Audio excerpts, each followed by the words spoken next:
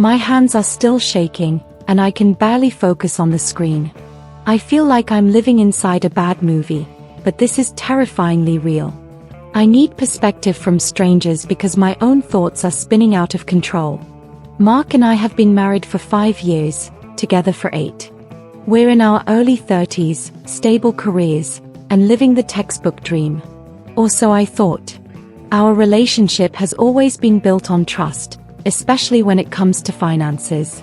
We decided early on that total transparency was the key to a successful partnership. We have one joint checking account for bills and daily expenses, and one joint high-yield savings account for our major goal, the down payment on our first house.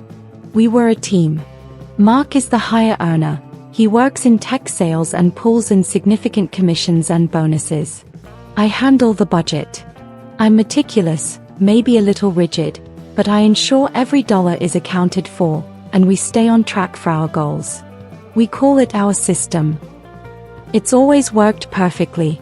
Every time Mark received a big check, he'd forward the statement to me, and I'd move 90% of it directly into the joint savings. It was automatic, a non-negotiable part of our marriage. The tension started subtly, a low hum beneath the surface of our normal life. It was about 6 months ago when Mark got his end-of-year performance bonus, the big one, usually enough to move us significantly closer to our housing goal. It was supposed to be $40,000, according to the estimate he showed me in November. When January rolled around, I checked the joint savings. The usual large deposit wasn't there. I thought maybe the company had delayed the payout, which happens sometimes. "Hey, did you ever see that bonus check come through?" I asked him one evening while we were making dinner. He was focused on chopping vegetables, his back to me. "Oh, yeah, it came. It was a bit less than expected, actually. I had HR send it directly to the checking account for now." That was the first red flag. Why the checking account? And why less than expected? Mark is usually the first one to tell me the exact amount, down to the cent, when money hits our account. "Okay, how much was it?" "I need to log it in the budget spreadsheet," I pressed gently. He sighed, a heavy, dramatic sound. "Do we have to do this right now, Sarah? I've had a long day." "It's fine. I'll send you the email tomorrow. I just paid some things off." "Paid some things off?" "We have no personal debt other than his car payment, which comes out of the joint account like everything else." I let it go, deciding to trust his word. He was probably stressed, and I didn't want to nag. The next day, the email never came. I asked again. He said he couldn't find the exact statement but confirmed a number, $32,000.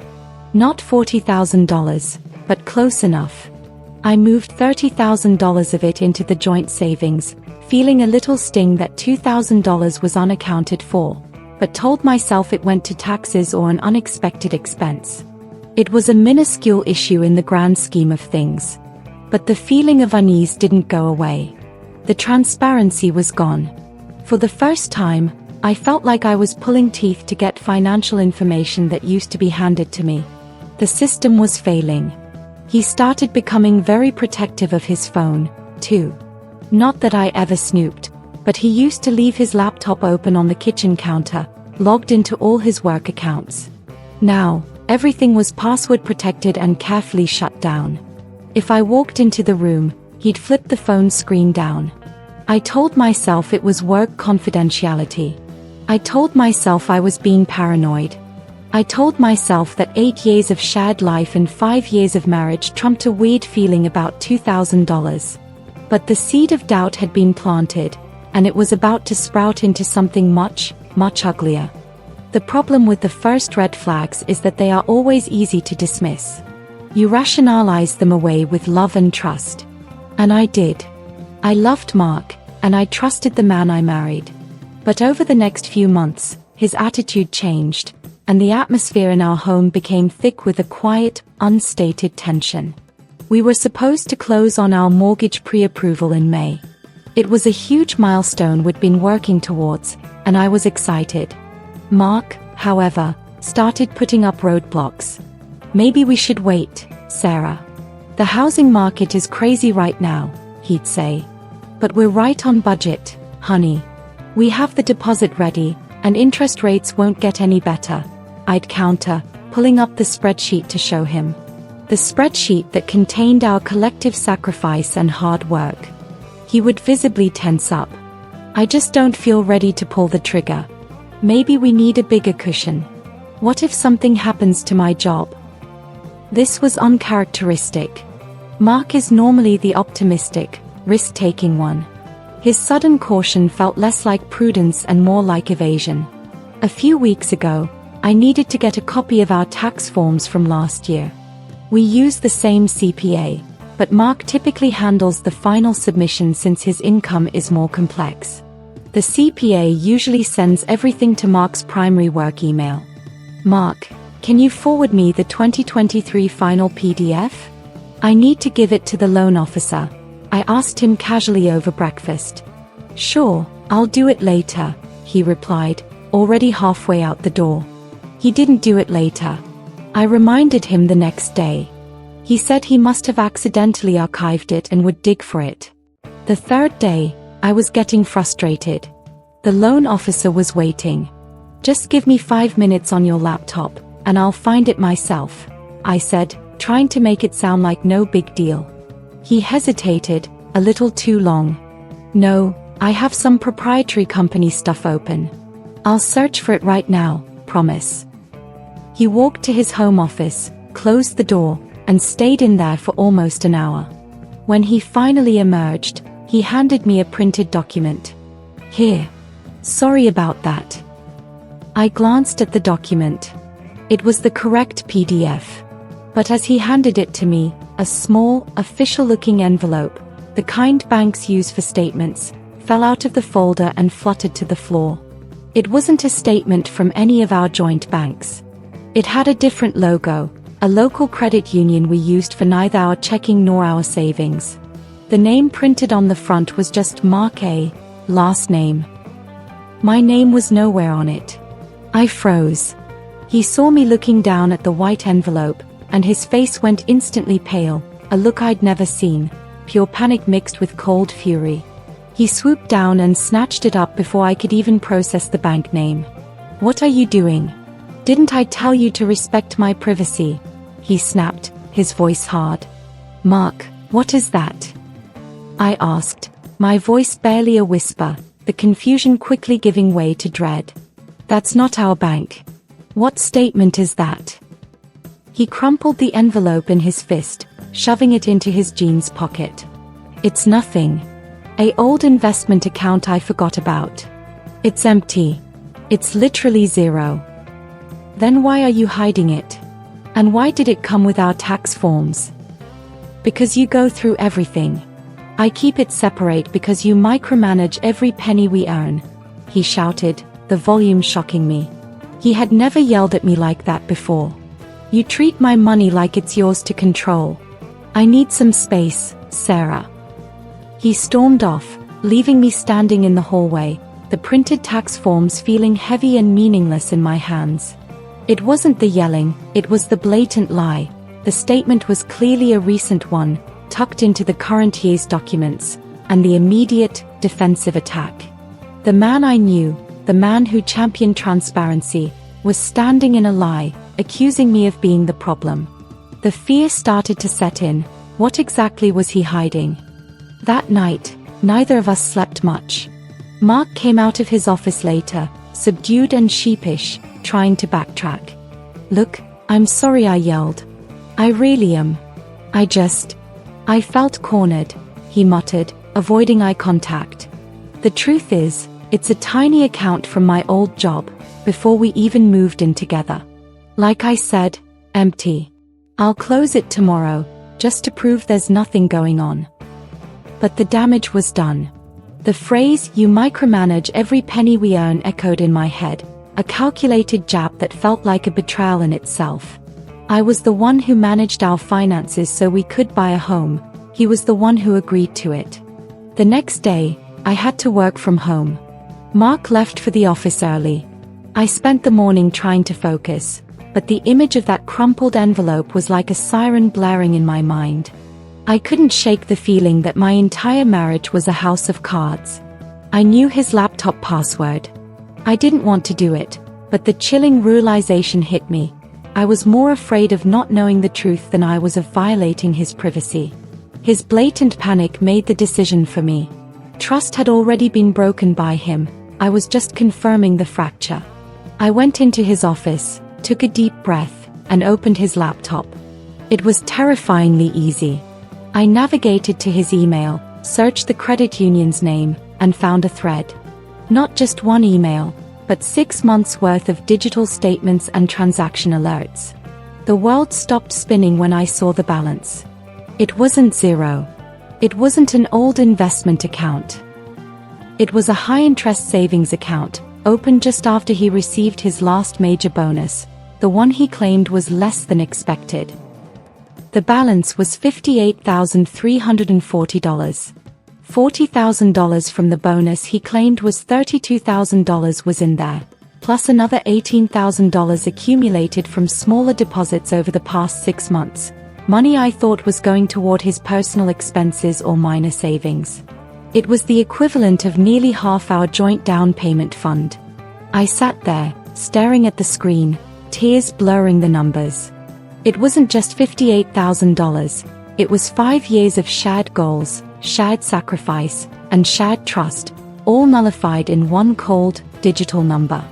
He had been actively diverting our combined income into a secret, private fund, behind my back, while looking me in the eye and discussing our future home. When I finally managed to pull myself together, I did what I knew I had to do. I printed out the most recent statement and a timeline of the major deposits. I shut down his laptop exactly as I found it. When Mark got home, I was waiting for him at the kitchen island. I was calm, terrifyingly so. The raw, hot emotion had been replaced by a cold, surgical clarity. He walked in, whistling, and started to tell me about his day. Rough meeting with the VP, but I think we landed the deal. I held up the printed bank statement. The color drained from his face again, faster and deeper this time. "It's not empty, Mark," I said, my voice steady, though my heart was hammering against my ribs. "It has $58,340 in it. Money you lied to me about. Money that should be in our joint account. Money we were going to use for our house." The whistle died in his throat. He looked like a cornered animal. For a second, I thought he might actually apologize. But then, the gaslighting began. "You snooped," he hissed, abandoning all pretext of guilt. "You actually hacked into my email? I can't believe you. How dare you violate my trust like that?" "You broke my trust first," I countered. 6 months ago, you started lying about money. This isn't about privacy, Mark. This is about financial infidelity. Why do you have a secret nest egg?" He slammed his hand down on the counter. "Because of you. Because I can't breathe. You monitor every coffee purchase, every lunch. I needed a place where I felt like I had control over my own money." "Your money." I stood my ground. We agreed everything was our money. If you needed a personal budget, you should have told me. Instead, you stole from our future and then lied repeatedly. He started pacing, throwing his hands up. "Stole? I earned that money. I was trying to save for something, maybe an investment for us, a surprise. But no, you had to find it and make it a problem. You are so controlling, Sarah. It's all your fault. If you weren't so rigid, I wouldn't have had to hide it." His words hit me like physical blows. He wasn't just deflecting, he was attempting a total inversion of reality. He was the perpetrator of a massive betrayal, yet he was casting himself as the victim of my controlling behavior. In that moment, I realized I was fighting not just a lie, but a fundamental lack of respect. The ensuing hour was a blur of shouting, tears, and accusations, almost entirely from Mark. I remained quiet, clutching the paper evidence, watching the man I married dismantle our shared reality piece by piece. He cycled through excuses. It was for a surprise gift for me. It was a just-in-case fund if I ever left him. It was an anonymous investment he was going to reveal when it matured. Every story was more convoluted and less believable than the last. But the core accusation remained steady. I was the reason for his secrecy. You made me feel like I was a child, asking for an allowance, he spat. I wanted to buy a new watch, and I knew you would say no because it wasn't in the budget. It's suffocating, Sarah. The irony choked me. The supposed $58,000 escape fund could buy him 100 watches, yet he was framing a desire for a luxury item as the justification for a major marital deceit. If you felt suffocated, you talk to me, Mark. You don't build a secret future and let me believe we were building the same one. I whispered, the exhaustion finally pulling my voice down. Do you realize what this means? It's not the money. It's the trust. It's knowing that you have a plan B that excludes me, a plan you've been financing for 6 months while asking me to manage our plan A. He crumpled onto the couch, suddenly looking small and tired. The fight had gone out of him, replaced by a sullen resentment. I don't know what you want me to say. I'll move the money back. I promise. Just don't do anything drastic. I want to know why I'm suddenly the villain in your story, I said, pointing to the statement. This money didn't appear overnight. This was intentional. This was calculated. Were you planning on leaving? Was this your exit strategy? He avoided the question. No. I told you, I was trying to save for us. Just separately. Look, I'll transfer it all back tomorrow morning. Can we just go to bed? I can't handle this right now. I knew an apology for the act wasn't coming, only regret for being caught. And the fact that he instantly tried to shut down the conversation and minimize the emotional damage proved that his primary concern was damage control, not reconciliation. I didn't go to bed. I packed a small duffel bag with essentials and my laptop. I put the printout of the bank statement safely inside my bag. I can't stay here tonight, I said when I walked back into the living room. He stood up quickly. What? Where are you going? Don't be dramatic, Sarah.